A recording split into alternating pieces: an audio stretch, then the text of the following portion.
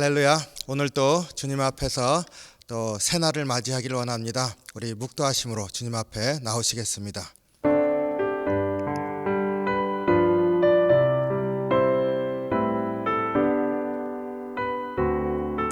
아멘. 찬송 461장 십자가를 질 수 있나 함께 찬송합니다.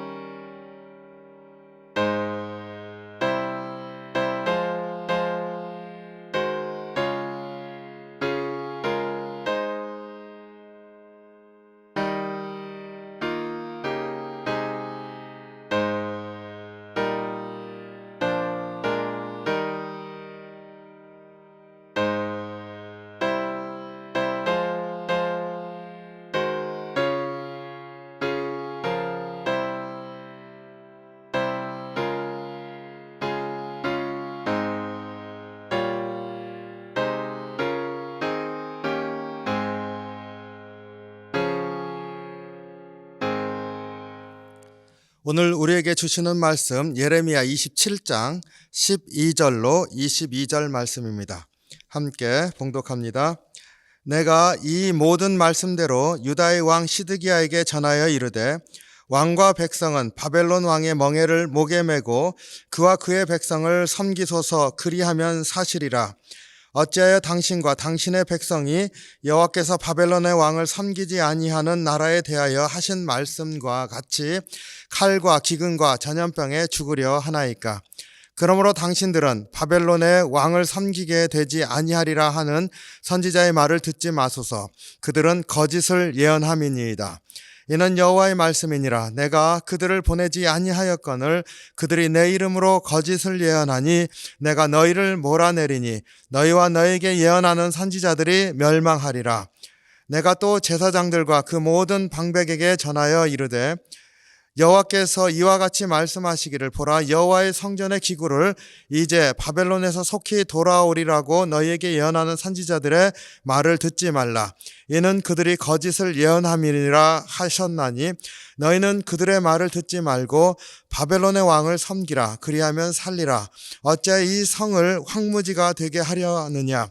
만일 그들이 선지자이고 여호와의 말씀을 가지고 있다면 그들이 여호와의 성전에서와 유다의 왕의 궁전에와 예루살렘에 남아있는 기구를 바벨론으로 옮겨가지 못하도록 만군의 여호와께 구하여야 할 것이니라.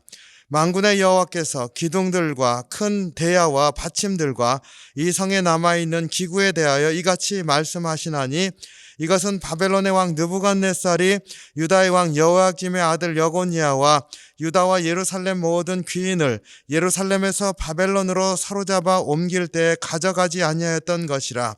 만군의 여호와 이스라엘의 하나님께서 여호와의 성전과 유다의 왕의 궁전과 예루살렘에 남아있는 그 기구에 대하여 이와 같이 말씀하셨느니라. 그것들이 바벨론으로 옮겨지고 내가 이것을 돌보는 날까지 거기에 있을 것이니라. 그 후에 내가 그것을 올려와 이곳에 그것들을 되돌려 두리라. 여호와의 말씀이니라. 아멘. 기도하겠습니다. 사랑이 많으신 주님, 주의 은혜 감사합니다. 오늘 또 주의 말씀과 함께 하루를 살기를 원합니다.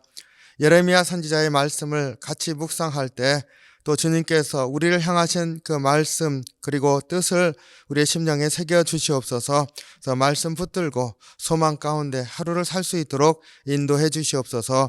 주의 은혜 감사드리며 예수님 이름으로 기도하옵나이다. 아멘. 네, 시드기야 왕에게 바벨론 왕에게 항복하라 그리고 섬기라. 예레미야 선지자가 말씀을 선포하고 있는데 오늘 또 계속해서 이어지는 말씀입니다. 그 13절로 15절은 시드기야 왕에게 그리고 16절로 22절은 제사장들과 백성들에게 하는 말씀입니다. 그 두 내용이 동일한 내용이죠. 바벨론 왕에게 저항하지 말고 항복하라 하는 메시지입니다. 18절 중심으로 18절에 간구하여야 할 것이니라 하는 말씀을 중심으로 오늘 말씀을 묵상해 보기를 원합니다. 예레미야 선지자의 그 행적을 이렇게 보면은 가장 힘들었었던 게 자기 민족이 그 심판을 받아서 그 바벨론 왕에게 굴복하라는 그러한 것이 하나님 뜻이라고 선포하는 것이죠. 어찌 보면은 민족의 열망에 반하는 그러한 메시지를 하고 있습니다. 그렇기 때문에 그 말씀 자체가 굉장히 선포하기 힘든 그러한 말씀이기 때문에 그것이 곧 고난의 길로 이어집니다. 많은 사람이 예레미야를 죽이려고 했습니다. 그 과정 가운데서 또 예레미야 선지자가 힘들었었던 것이 거짓 예언자들과의 싸움입니다. 거짓 예언자들은 하나님께서 이스라엘 백성 그리고 유다 백성을 회복시키실 것이다 이렇게 선포했지요. 거기에 대하여서 하나님께서는 심판을 하시는 것이라 라고 하는 것을 먼저 강조해서 선포하는 예레미야 선지자가 사실은 코너에 몰리는 그런 상황이 많이 나타납니다. 그 참 예언자, 거짓 예언자의 대결이라고 하는 것이 사실은 예레미야 선지자의 그 행적 가운데 잘 나타나 있습니다.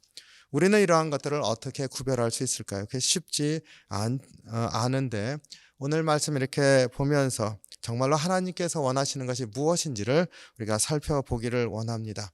그러면은 거짓 예언자와 참 예언자의 그 구별점을 우리가 볼 수 있을 줄로 믿습니다. 거짓 예언자들의 그 메시지는 회복될 것이다. 하지만 예레미야 선지자는 이제 항복하라. 그렇지 않으면 멸망할 것이다. 이 두 참 예언자, 거짓 예언자들의 대결 가운데서 오늘 말씀 중심으로 이렇게 보면은요, 회복될 것이다라고 말하는 것이나 멸망할 테니까 항복해라라고 말하는 것이나 이 두 가지가 다 하나의 뭐라 그럴까요? 물건을 중심으로 해서 대항을 하고 있습니다. 제사에 쓰이는 제사 기구들이죠. 제기라고 이렇게 말할 수 있죠. 그것을 대표로 해서 그 말씀을 선포하고 있습니다. 전 이것이 참 큰 도전이 된다고 믿습니다. 우리가 잘 아는 것처럼 이제 시드기야 왕은 바벨론 왕이 여호야긴 왕을 붙잡아 가면서 분봉 왕으로 세웠습니다.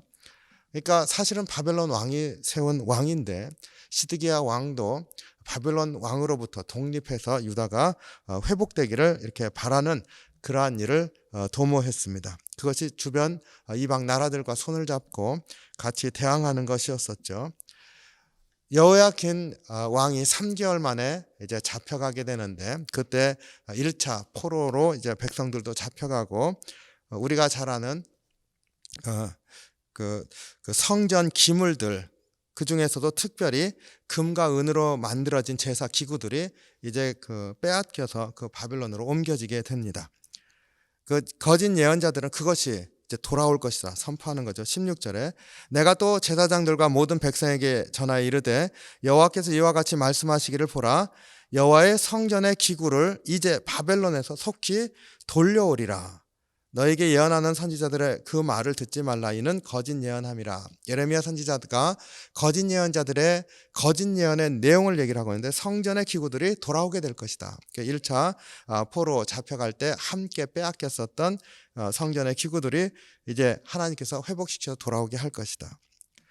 예레미야 선지자는 거기에 대하여서 19, 20절이죠. 만군의 여호와께서 기둥들과 큰 대야와 받침들과 이 성에 남아있는 기구에 대하여 이같이 말씀하시나니 22절 그것들이 바벨론으로 옮겨지고 내가 이것을 돌보는 날까지 거기에 있을 것이니라. 그 후에 내가 그것을 돌려와 이곳에 그것들을 되돌려 두리라. 여호와의 말씀이니라. 지금 남아있는 성전의 기구들, 제기들 그런 것들마저도 이제 대항을 하게 되면 빼앗기게 될 것이다 이렇게 말씀하시는 것이죠. 앞에서는 금과 은으로 된 것들을 빼앗겼다고 한다면 지금 남아있는 것들은 노수로 만들어진 것이라고 합니다. 그러니까 그나마 이제 지난번 빼앗겼던 것보단 덜 세상 사람들의 눈으로 봐서는 금은이 아니니까 노수로 되었으니까 하지만 당시도 이 귀한 것들 아닙니까? 그것도 마저도 빼앗길 것이다 이렇게 얘기를 하고 있습니다. 그러면서 다시 포로로 또 잡혀가고 나라가 멸망하게 되고 하는 것들에 대해서 예레미야 선지자 역시도 제사 기구를 가지고서 말을 하고 있습니다. 그러니까 거짓 예언자들의 회복에 대한 메시지도 제사 기구들을 가지고 말을 하고 있고 예레미야 선지자의 항복하라 그렇지 않으면 너희가 멸망할 것이다 라는 말씀도 제사 기구를 가지고서 말씀을 선포하고 있습니다. 이 말씀을 이렇게 보면서 어떤 생각이 드세요? 우리가 살 것이다, 죽을 것이다 라고 하는 표현이 제사 기구를 빼앗길 것이다. 아니, 하나님께서 돌려주실 것이다 라고 말하고 있습니다. 이스라엘 백성의 가장 중요한 살고 죽는 것의 중심에 있는 것은 하나님 백성이라고 하는 자기 정체성이죠. 우리는 하나님 백성이다. 그리고 하나님 백성이라고 하는 것을 나타내주는 가장 중요한 게 성전이고 성전 안에서 하나님 앞에 드리는 제사인 것을 우리가 알 수가 있습니다. 그래서 이 성전 안에서 제사를 드리는 이 제사 기구들이 하나님의 거룩한 기구들인데 이 성전의 거룩함을 지켜내느냐 지켜내지 못하느냐가 이들의 삶과 죽음의 갈림길을 결정하는 것이라 하는 것을 알 수가 있습니다. 거짓 예언자들도 그것이 돌아올 것이다. 예레미야 선지자도 멸망할 것이라고 말할 때 그것을 빼앗길 수 있다. 아니 남아있는 것까지 빼앗기게 될 것이다. 말씀하고 있습니다. 오늘 말씀 읽으시면서 깊이 묵상해 보시기 바랍니다. 우리의 삶에 있어서 주님을 믿습니다 하는 고백에 있어서 우리의 삶이 서느냐 넘어지냐의 그 분기점을 가르는 것이 무엇인가를 한번 생각해 보시기 바랍니다. 이스라엘 백성, 유다 백성에게는 하나님의 거룩한 성전과 그 성전에서 제사를 드리는 그러한 제사 기구들, 거룩함의 표시 아닙니까? 우리에게 그러한 거룩함의 표시가 무엇이었는지, 그리고 무엇이 우리에게 남아있는지를 돌아보시기 바랍니다. 우리의 삶도 그것으로 고백할 수 있는 것이 있기를 원합니다. 이게 믿는 사람, 하나님 백성이요 하나님의 자녀의 모습인 줄로 믿습니다. 주님이 나와 함께 하십니다. 주님이 내 삶에 함께 하시기 때문에 내 삶에 거룩한 것이 있습니다. 고백할 수 있는 우리가 되기를 원합니다. 그래서 내가 이것을 빼앗기면 우리의 삶이 무너집니다 하는 그러한 고백이 우리에게 있기를 원합니다. 예레미야 선지자가 이제 이러한 논쟁 가운데서 하나님의 말씀을 선포하는 것에 있어서 중요한 것을 얘기를 합니다. 18절이죠. 만일 그들이 선지자이고 여호와의 말씀을 가지고 있다면 그들이 여호와의 성전에와 유다의 왕의 궁전에와 그리고 예루살렘에 남아있는 기구를 바벨론으로 옮겨가지 못하도록 만군의 여호와께 구하여야 할 것이니라. 하나님이 회복하십니다 하는 얘기를 하기 전에 하나님께서 이것을 빼앗기지 않도록, 그리고 빼앗긴 것도 지켜주시도록 이것을 놓고 기도하여야 했어야했다는 겁니다. 하나님께 구해야 했었다는 겁니다. 그런데 그들이 하나님께 구하지 않고 지금 하고 있는 게 무엇입니까?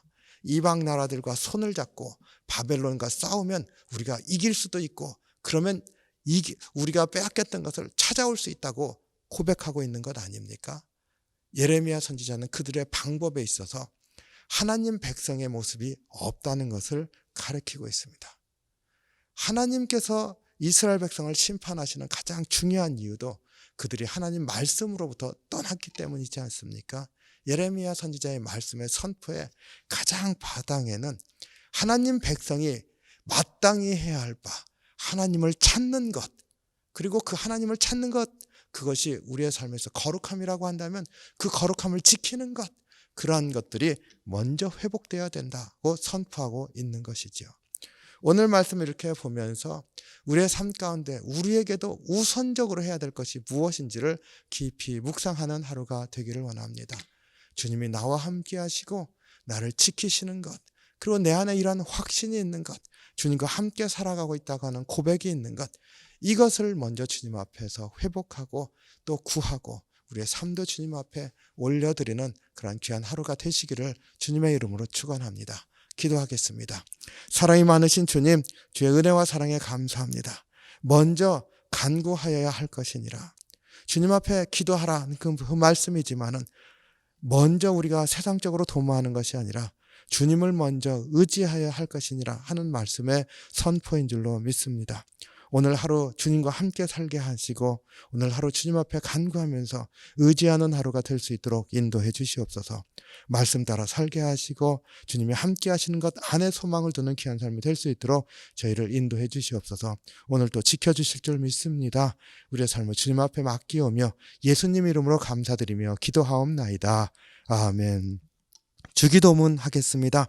하늘에 계신 우리 아버지여, 이름이 거룩히 여김을 받으시오며 나라의 마옵시며 뜻이 하늘에서 이룬 것 같이 땅에서도 이루어지이다. 오늘날 우리에게 일용할 양식을 주옵시고 우리가 우리에게 죄진 자를 사하여 준 것 같이 우리의 죄를 사하여 주옵시고 우리를 시험에 들게 하지 마옵시고 다만 악에서 구하옵소서. 대개 나라와 권세와 영광이 아버지께 영원히 있사옵나이다. 아멘.